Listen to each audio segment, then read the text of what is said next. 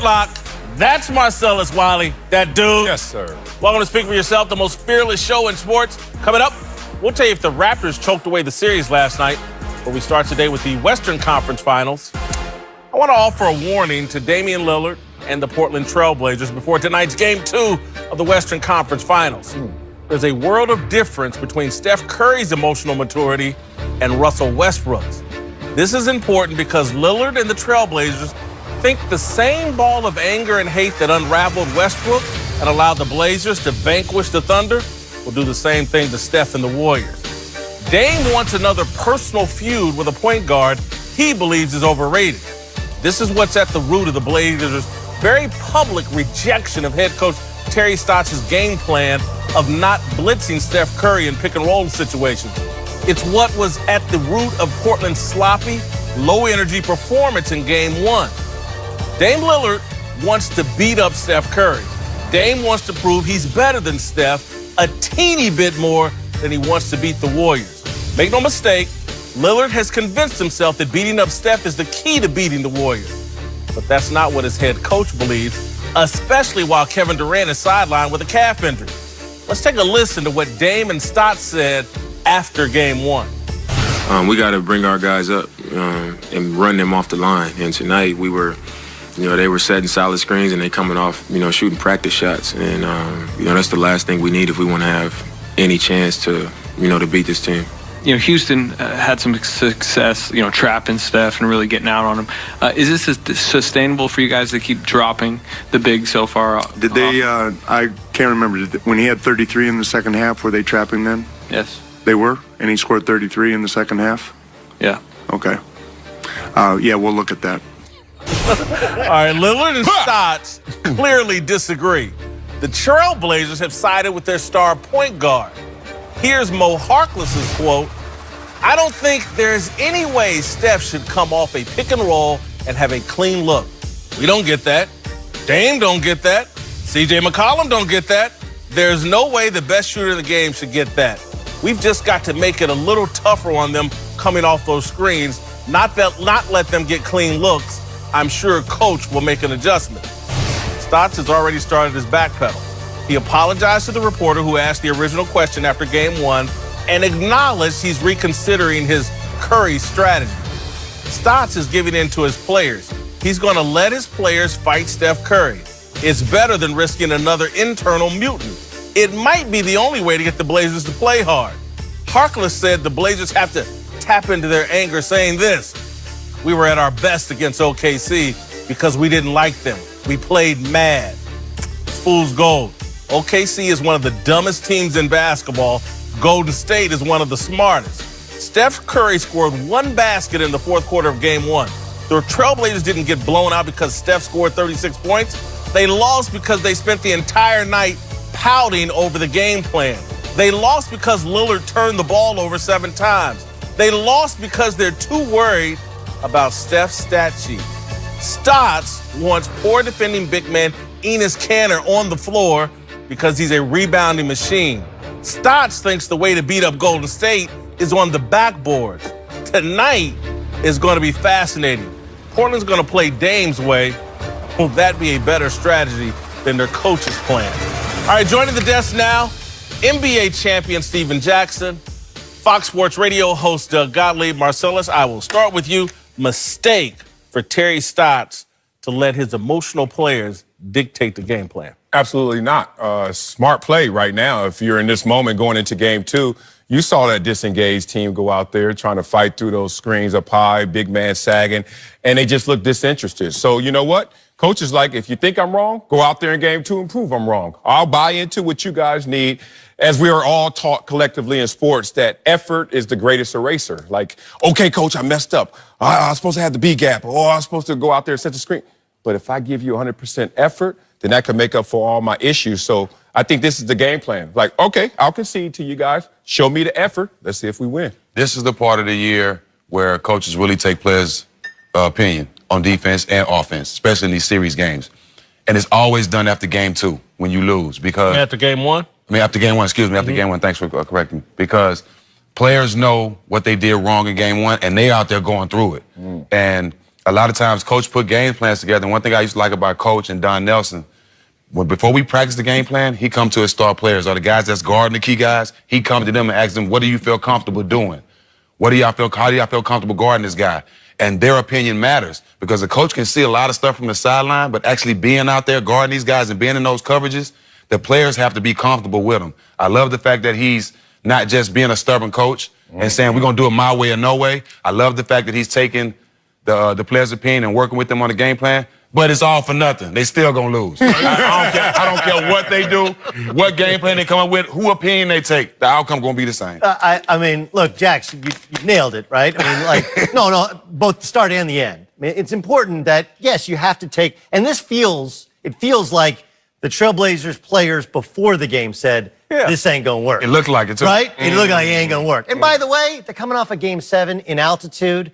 Okay, they had no gas in the tank. They don't turn the ball over like that, right? So I don't think they will win that game regardless because of the short turnaround with only 1 day in between Game 7 and Game 1. What's the right strategy?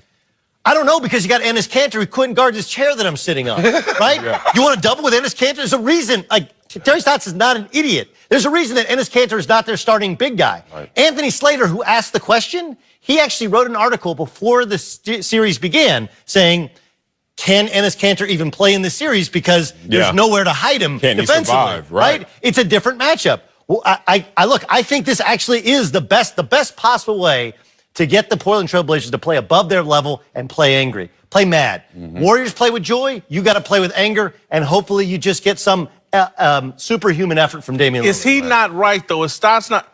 Steph Curry's 36 points didn't beat him. Listen, you're right. And Terry Stotts is right, but whatever the translation was, it did not go through to Damian Lillard because he looks like he's out of gas because of the Oklahoma City series. He was 3 of 17 in Game 7.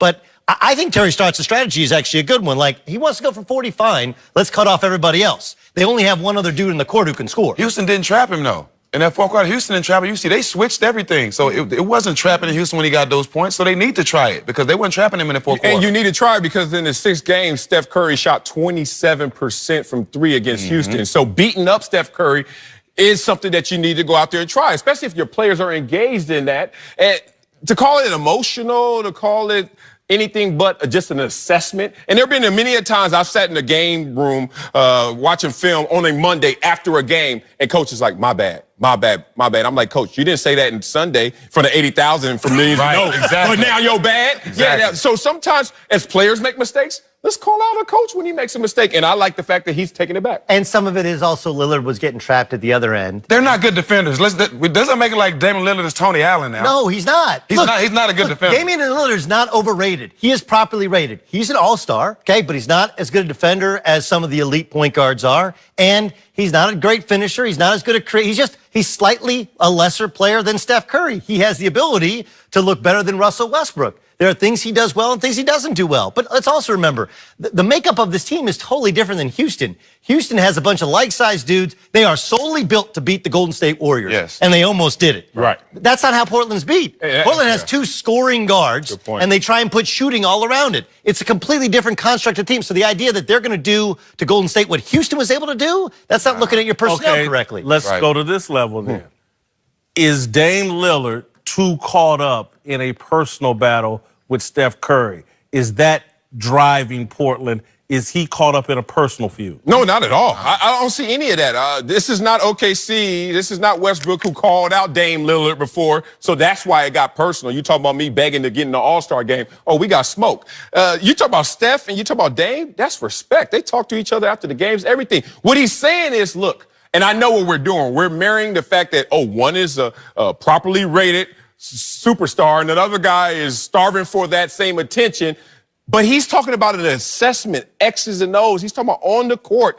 Let's try. You don't think? Let's try what worked against him just in the last You don't think years. Dame Lillard He wants to beat everybody. doesn't have a little doll of Steph Curry right now? He's obsessed with Look at that him. light skin. Playing in the Western Conference as a point guard, if you don't have a chip on your shoulder, you're gonna slide right to the bottom of the Western Conference. He should have a chip on his shoulder. And when he plays like that, he plays well. Look how he did Russ. He destroys guys. You have to take that. You don't think it can get too personal, though? It can get too personal, but not in the playoffs. Regular season, maybe. You have to have that chip on the shoulder in the playoffs. You have to have that kill mentality in the playoffs against everybody. He's approaching it right. Hey, are you guys familiar? Damian Lillard's from Oakland. Yes. Brookfield. Yeah. Jerome Bettis is from Detroit, too, and Ryan Fitzpatrick went to Harvard. But honestly, I actually think that kind of plays into it. Like, look, you're playing for my team in my town, and they love you and cheer for you more than they cheer for me. Yeah. I do think this is very much personal, and it's a hard balance, right? He has to carry this team, and he has to play angry, but you can't play too angry. Right. I kind of agree with you, Jace, that you can't make it. Look, You can't play too angry. I'm a Against Steph You can't in play Golden too- State. When I play too angry, it hurt me. Okay, It hurt you me. can. Okay. But hold on. Yeah. Some people You know can't why say it it hurts hurt you? There's a magic kind of level there, right? It's a balancing act because if it's too personal, then you're not On your disciplined. focus, right. You're not disciplined. Guess what? And 7 turnovers.